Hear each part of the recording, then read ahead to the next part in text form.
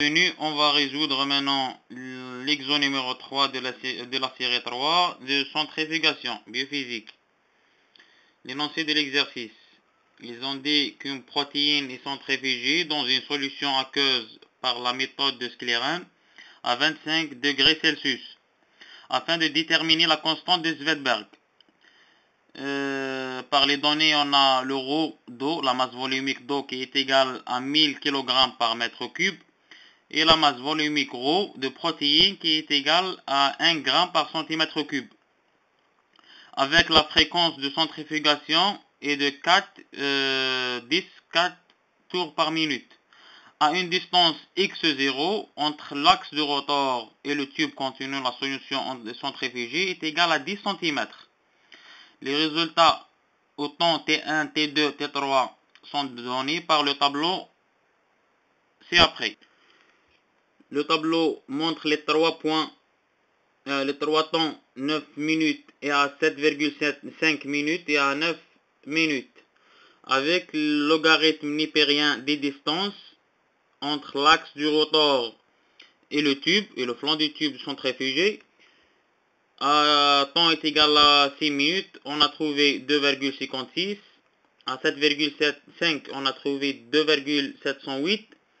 Et à 9, on a trouvé 2,94.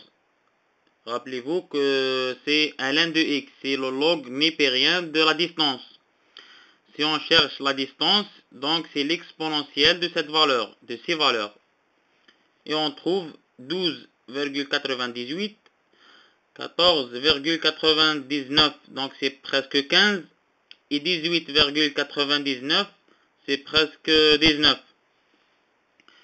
Le schéma qui est là montre cette opération, ou ce processus. Ça, c'est le tube contenant le protéine à centrifuger. X0, c'est la distance entre le tube et l'axe du rotor qui est égale à 10 cm. X1 correspond à la distance entre l'axe du rotor et le premier flanc centrifugé qui est égal à 12,98. X2 entre le deuxième flanc et l'axe du rotor. X3 entre le troisième flanc et le rotor. Et les distances L1, L2, L3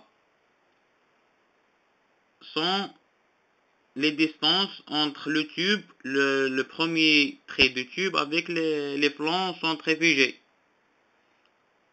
Donc L1 est égal à x1 moins x0 qui est égal à 12,98 moins 10 est égal de 98.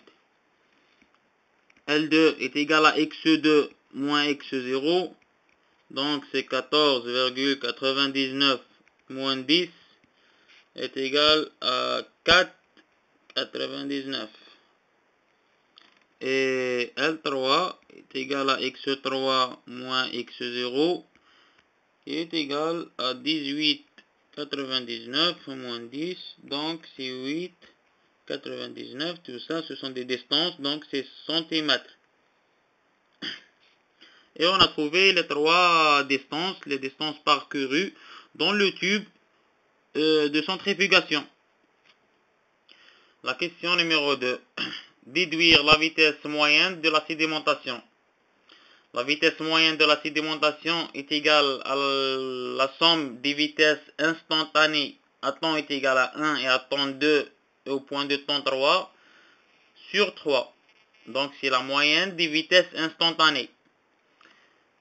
Comment on calcule les vitesses instantanées?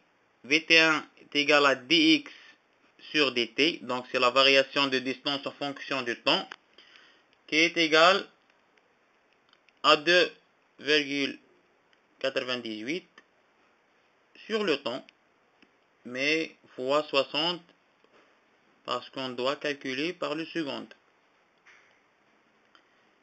On trouve 8,27 10-3 cm par seconde. la vitesse instantanée à T1.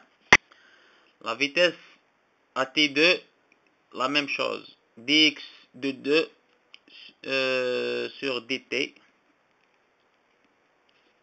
sur dt2 est égal à x2, c'est 4,99 sur le temps, donc c'est 7,5 fois 60 qui est égal à 8,77 10-3 cm par seconde.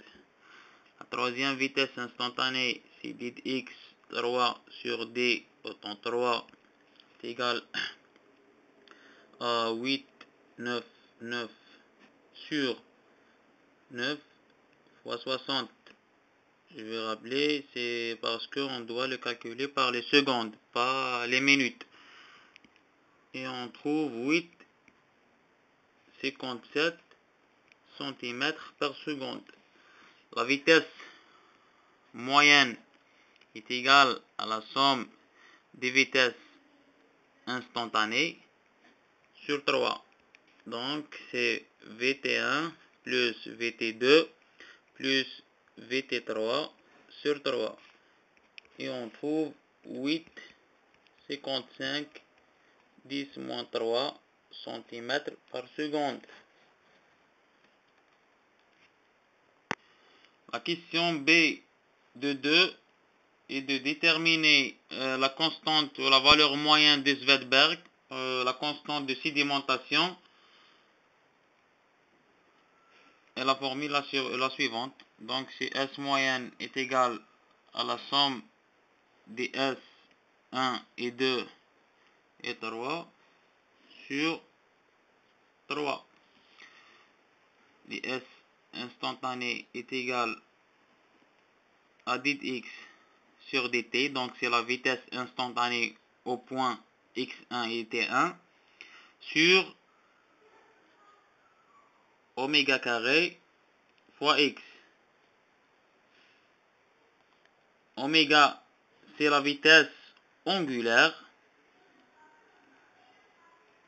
et x, c'est la distance parcourue dans le tube, la distance de centrifugation qui a été donnée en fonction de logarithme népérien dans le tableau précédent.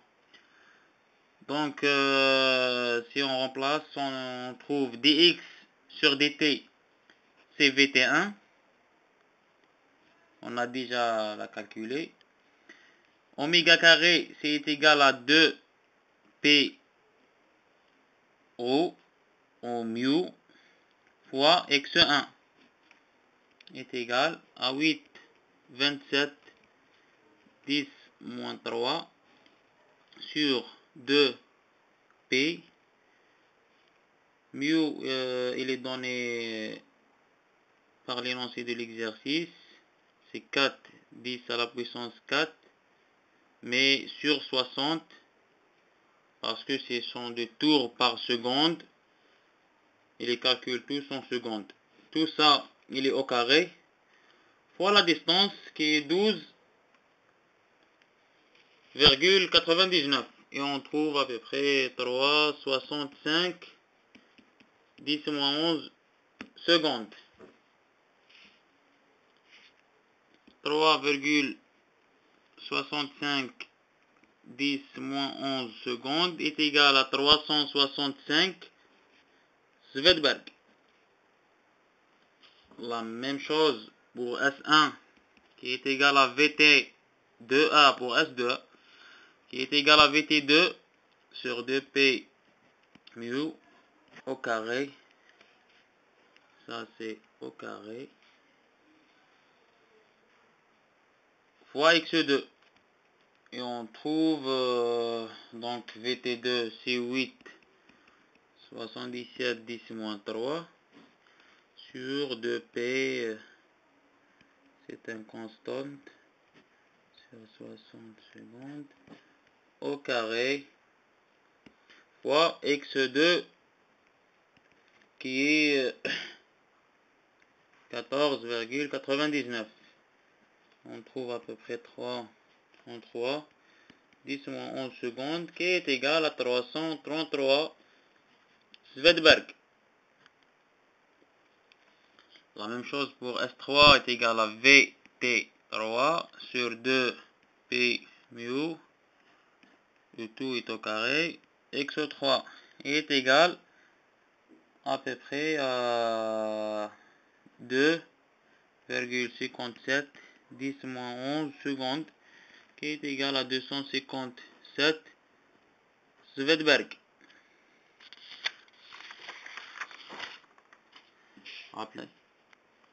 Et on a la constante de Svedberg moyenne est égale à S1 plus S2 plus S3 sur 3. Donc c'est 365 plus 333 plus 257 Svedberg sur 3. Et la constante moyenne est égale 318 Svedberg. Et c'est ça les questions de calcul.